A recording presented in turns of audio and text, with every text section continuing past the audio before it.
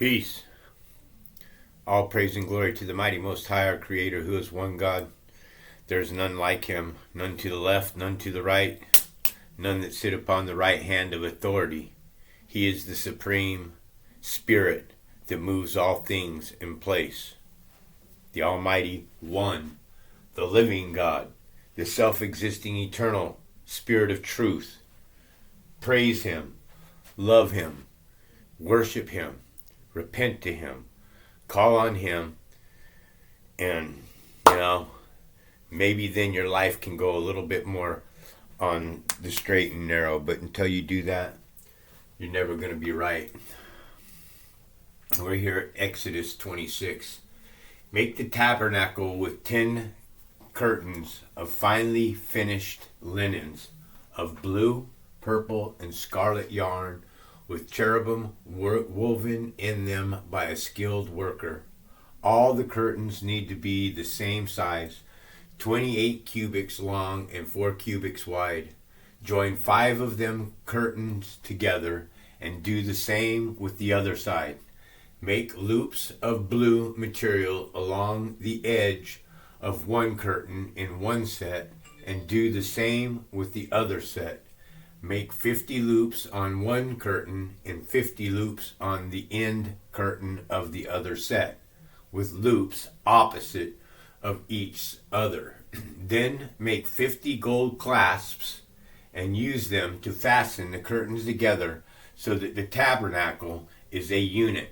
Make curtains of goat hair for the tent over the tabernacle, 11 altogether. All 11 curtains are to be the same size, 30 cubits long and 4 cubits wide. Join 5 of the curtains together into one set and the other 6 into another set. Fold the 6 curtains double at the front of the tent.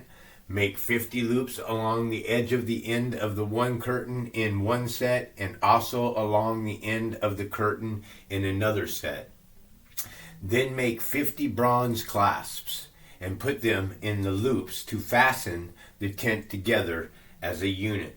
As for the additional length of the tent curtains, the half curtains which is left over is to hang down at the rear of the tabernacle. The tent curtains will be a cubit longer on both sides. What is left will hang over the tabernacle so as to cover it. Make for the tent a covering of ram skin dyed red, and over the covering of the other in durable leather. I hate the color red, by the way. Make upright from the acacia wood for the tabernacle. Each frame is to be 10 cubits long and a cubit and a half wide, with the projections set parallel to each other. Make all the frames of the tabernacle in this way. Make 20 frames from the south side of the tabernacle and make 40 silver bases to go under them, 2 bases for each frame, 1 under each projection. For the other side, the north side of the tabernacle, make 20 frames and 40 silver bases, 2 under each frame.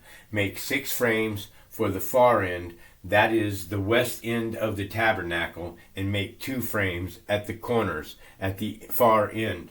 As at these 2 corners, they must be doubled at the bottom all the way to the top and fitted into a single ring. Both shall be like that. So there will be 8 frames and 16 silver bases, 2 under each frame.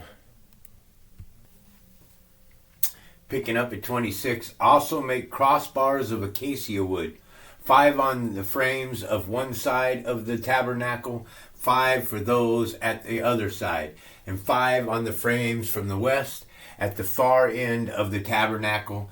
The center crossbar is to extend from end to end at the middle of the frames. Overlay the frames with gold and make gold rings to hold the crossbars. Also, overlay the crossbars with gold. Set up the tabernacle according to the plan shown to you on the mountain.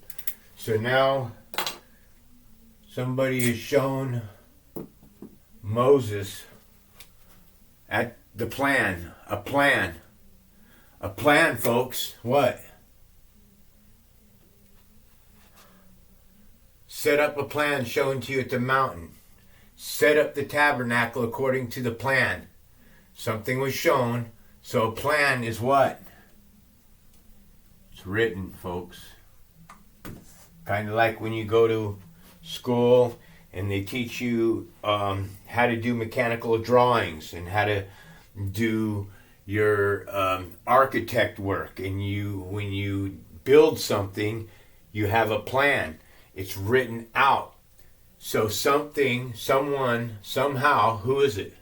Now this is supposed to be the Creator right here. This is supposed to be the Lord. Okay? That's speaking to Moses. He's speaking. Now, the Lord equals 3068 of the Strong's Concordance, which is the self-existing,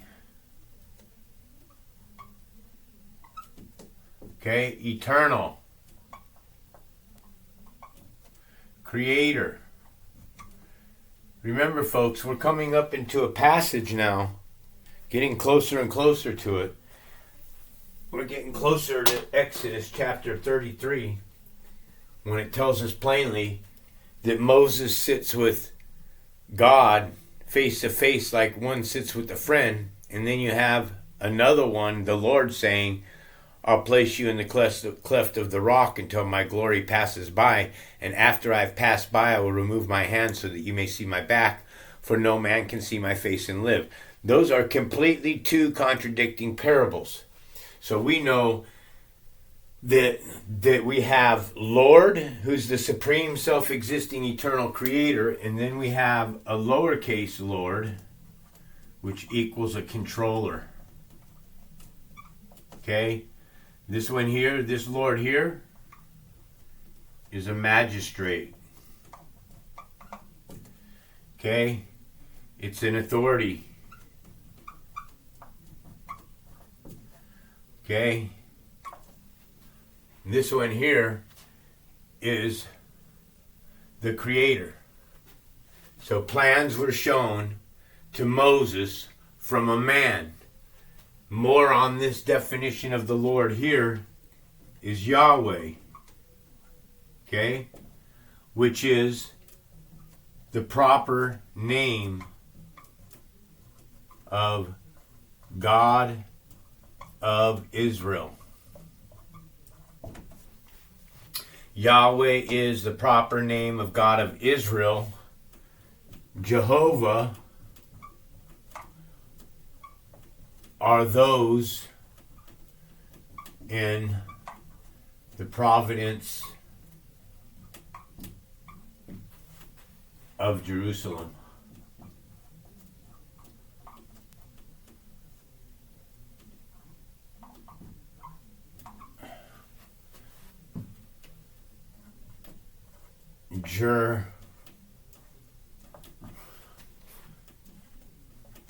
When you say Salem, what do you think of? Witch hunt. Why is USA in Jerusalem? Because the USA supports Jerusalem today. They support those people that are in the providence of Jerusalem today. Okay? Those that are in the providence of Jerusalem today, they are imposters. Okay? These are the ones who hijacked the Bible.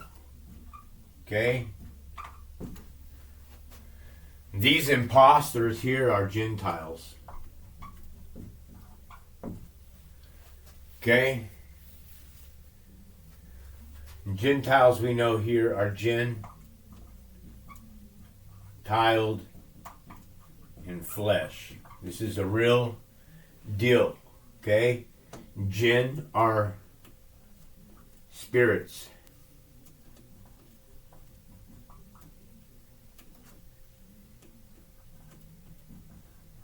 Either evil or good, capable of moving through humans. This is what's peculiar about this. Animals, and this is the definition, and humankind. So I got to ask you, if the definition of jinn in the Bible means a spirit capable of moving through a host body for either good or evil, what is it? What is the differences between the human and humankind? Why are these two distinctions? Because humankind are the Gentile. Okay? And humans are Hebrew, the Israelites, the elites.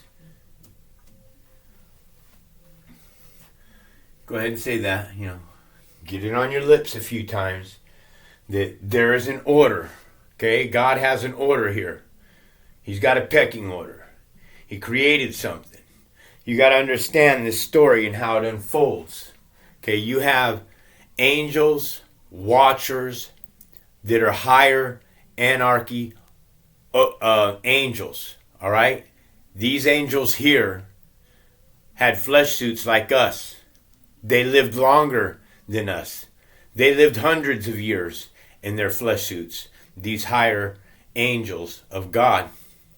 Okay, they had a purpose to watch the creation, the beast, us that were created in Genesis 1:25. God creates the beasts of the field, each according to their kind. Okay, the second beast was given power to the first beast.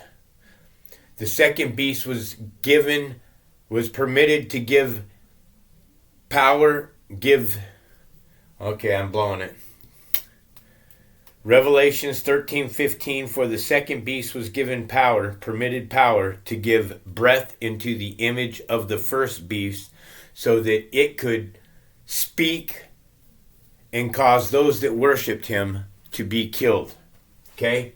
So that parable is specifically talking about Genesis 1:25 and Genesis 1:26 and 27, which are Gentiles in humans. Satan pulled the wool over your eyes, got everybody on this plane of existence thinking that we're all one human race. We're not one human race, okay? A lot of things you got to understand that Nephilim have always been there. It tells us that the Nephilim were there in the days before and then there in the days after. So the Nephilim have always been breeding out, okay? Nephilim, somehow or another, you got two choices here. Either the ark story doesn't exist and it's not real, which is what I lean towards, or when that ark was built, then beasts, Nephilim, were allowed on the ark. Okay? Now, Noah was a righteous man before the Creator, but it does say that two of each of every beast. So, beast could have possibly got on the ark. Hundreds of thousands of other people were on the ark, because you would have needed hundreds of thousands of other people on the ark to feed the millions of animals that were brought aboard the ark.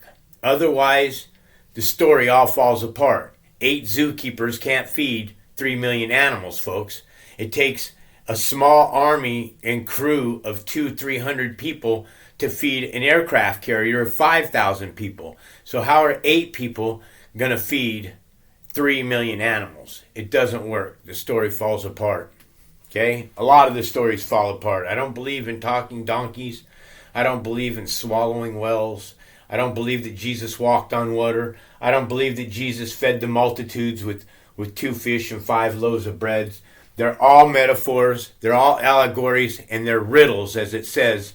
If you read in Proverbs 1 through 7, those 7 verses at chapter 6, it tells you that the Bible is written by the wise who have put it in riddles.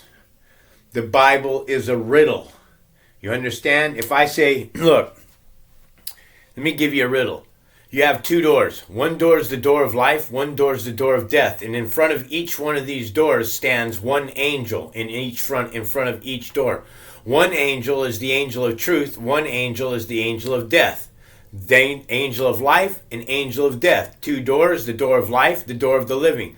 You can only ask one question to one of the angels to find the door of life. What one question can you ask the angel to find the door of life? That is a riddle. So I leave you with that riddle. Give me the answer. Write it down in the column down there. This is the way the Bible's written. This is a great riddle. Okay? Not many people can pull the answer off to this riddle. But that's the way the Bible's written. It's written in allegories, riddles of the wise.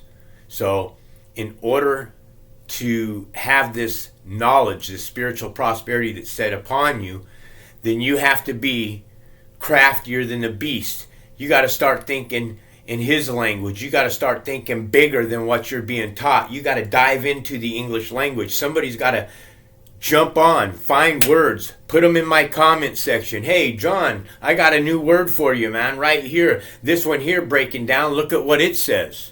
Like the way that I teach you imagination or imaginary.